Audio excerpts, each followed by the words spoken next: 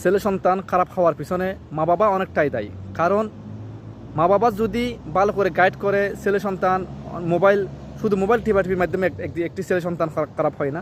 Mobile, হ্যাঁ আমি বলতেছি না মোবাইলের দায় নাই, মোবাইলের অনেকটা দায়, কিন্তু তার পিছনে মা বাবারা অনেক দায় আছে।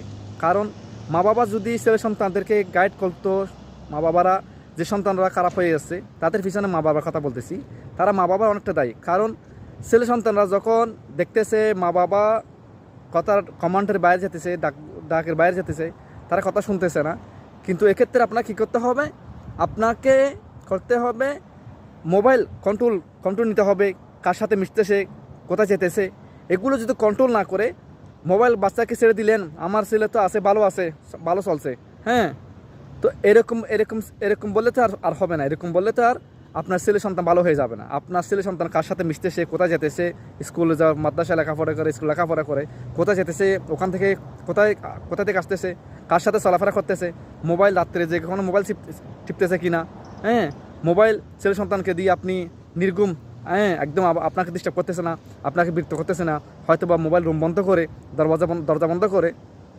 পাবজি গেম, এই ফ্রি ফায়ার গেম এগুলি খেলতেছে।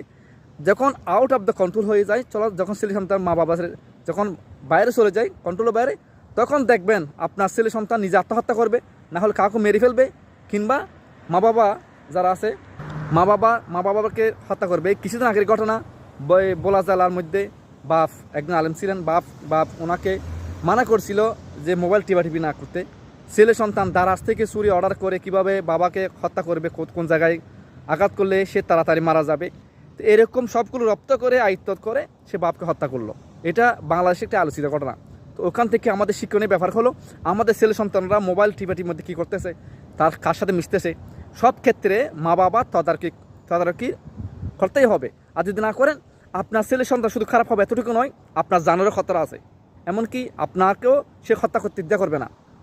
পরিশেষে কী হবে, সে না হলে সুর, ডাকাত, বিভিন্ন সন্ত্রাস গ্রুপের সাথে সম্পৃক্ত হয়ে স্যার নিজের ধ্বংস হয়ে যাবে, পরিবারকে ধ্বংস করবে। এর থেকে কী হাসিল হলো, সমাজ দেশ ধ্বংসের দিকে চলে যাবে। তাই এখন সময় আছে, আপনারা যারা মা বাবা আছেন, ছেলে সন্তানদেরকে আপনার আয়ত্ত রাখেন, মোবাইল ছেড়ে দিয়ে তাদের হাতে তাদের জিন্দেগি, তাদের হায়াত তাদের উপর ছেড়ে দিবেন না, না হলে অদূর ভবিষ্যতে আপনাদের জিরো ছাড়া ওখানে হিরো হবে না। পরিশেষে সবাইকে আল্লাহ সঠিক পথে রাখার তৌফিক দান করুন। আসসালামু আলাইকুম রহমতুল্লাহি ওয়া বারাকাতুহু।